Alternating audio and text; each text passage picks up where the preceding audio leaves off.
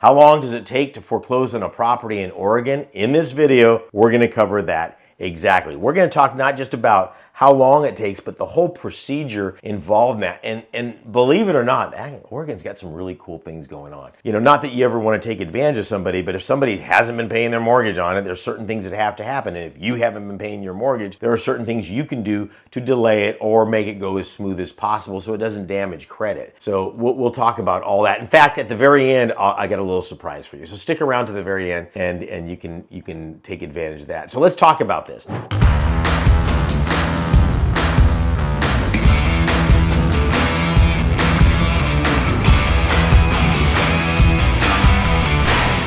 First of all, Oregon is unique in so much as it allows a lot of different things in the tax deed market that most states don't allow, so we'll cover that. But I really want to emphasize the position of the bank. So when a bank is involved in a foreclosure, let's say I'm the bank, you're the bank, what have you. It's not that the government doesn't care about me, but if I lend money or I sell a property to somebody and I act as the bank where they're making the mortgage payments to me, which happens all the time. Usually I won't do a 30-year. What I'll do is a 15-year loan with a 5-year balloon on it. So they have to go get conventional lending after 5 years or whatever. I don't care how they do it. They got to buy me out. And what I mean by the government doesn't care about me, they don't really keep stats on it. With a bank, it's different.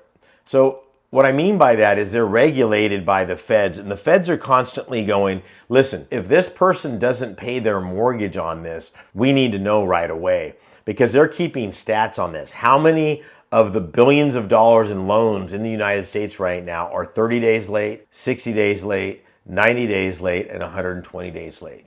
Knowing that information gives the government what they call a leading indicator. So that's an indication of how healthy the economy is. Just one, it's not the only one, but it's a leading indicator of how healthy the economy is. I mean, obviously, the more people that are delinquent on their mortgages, the worse things are. But it also tells them a different story. 30 days late, 60 days late, 90 days late, it goes into a whole other ballpark, which we'll get to in just a minute. It tells them that things aren't going really well. And very rarely, unless there's some kind of an outside force, does like a state of Oregon have a bad day, and Seattle and California aren't catching the same cold. You know, it doesn't like, oh yeah, well they suck up there, they're not paying their mortgages.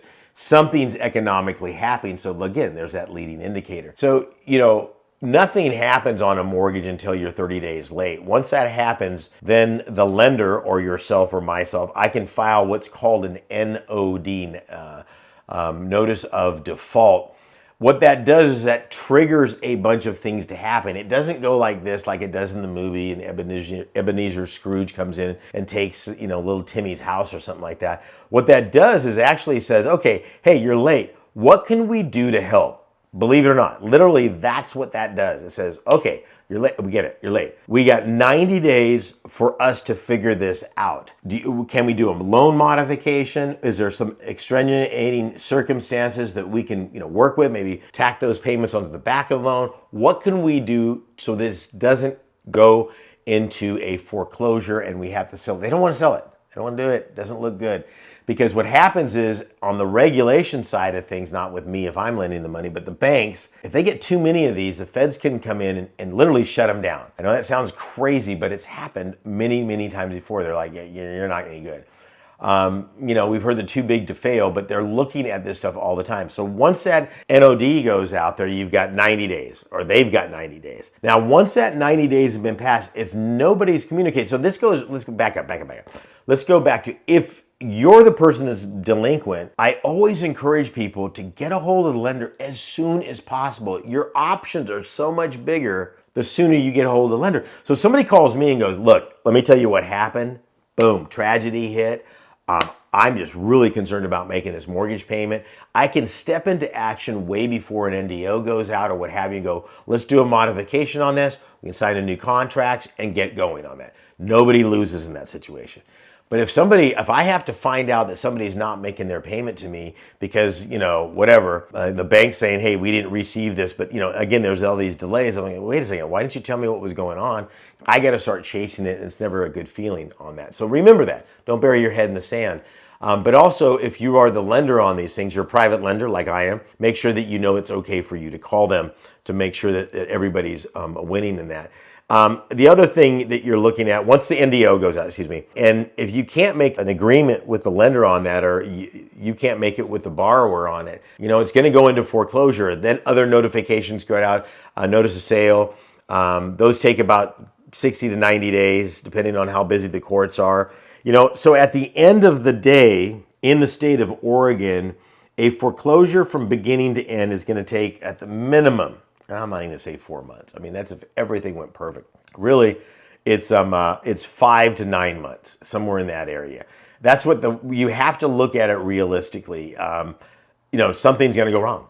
Now, this really emphasizes the point in getting somebody around you that actually knows how to do a foreclosure, a law firm that does it. They specialize in it. They know when to send out the notifications. They know how to negotiate, loan modifications and all of those things there.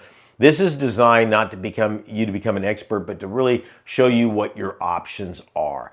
Now, remember, if you're buying a tax deed in the state of Oregon, that doesn't mean that you have to go through the NDOs and all that good stuff. What that means is it's already gone through all of that. When I put my hand up and I buy it, I own the property. The only thing I'm doing is clearing title. What I mean by that is it's gone to sale. Those people no longer have a financial interest in the property. I don't care who it is, mortgage company or what have you. Now I have to go down and process and clear title, uncloud the title, whatever they want to call it in that particular jurisdiction. And what that's doing is saying it did go through a foreclosure, it was sold at sale, and now this title is in this person's name, and anything else under there is stripped so that it can be insured upon a sale of the property. So, in all reality, you're not dealing with all the NODs or the NEDs, or any one of those letters that you have to send out there. That's already done before it goes to the deed transaction. Now, here's the cool thing in Oregon. I told you we got some pretty cool stuff going on there. In Oregon, some of the counties have finance programs. Okay, so if you go to the sale and you buy a property for the delinquent taxes, all of them do, but not all of them practice it. Let's put it that way. I'll probably open a can of worms with that. But they're look into their statutes on that in that particular county and say, hey, when is all of the money due? So I'm going to back up. You really shouldn't call it a finance program because technically it's not. They can say, you got to make one payment of 10% of your bid price and then make 4 more payments before the end of the year, whatever the case is, pay it all off. California has, you make 7%, you put down 7% or $7,000, whatever's greater, and the balance in 90 days. Minnesota has, 10% and 10% a year. So find out what it is. What I'm trying to tell you is they want it back in your hands, and that way you're paying taxes on it and hopefully improving the property and taking a thorn out of their side. Look, there's a lot going on in Oregon. It's a great market. Our students have made a bunch of money there. So can you. But what you need to know is what you're doing and what you're doing right. You've got to make sure that the underlying property is one that you want. This is not messing around. You're not buying a tax lien certificate. You're going to be buying a tax deed. That means that you will own that property free and clear at that point. It better be what you want. What do you mean? Why would I not want the property for back taxes? I don't know. It could be 15 feet wide and 100 yards long. It could be unbuildable. I know somebody just north of there in Washington and bought a deed, didn't do any research. He said, I'm embarrassed to even tell you this. I saw that, I went to an auction. I thought I knew what I was doing because I saw this property and went, wait, I know that. No one was bidding on it. I only paid $5,000 for it. But as soon as I paid it and went over to the clerk of the court's office, it found out it had a prehistoric mudslide and was unbuildable. It was worthless. That's why these people didn't pay their property taxes. And so it was a $5,000 lesson for this guy. And he said, I'm sure glad I'm at your class. So speaking of which, I've got a brand new course, free. You've heard that right. Just click on the link down below. That's higginsmethod.com. Click on that link. I'll get that course out to you to show you everything you need to know about tax deed properties and tax lien certificate properties so you and your family can make a ton of money. This is Saen Higgins saying God bless and good luck. We'll see you out there.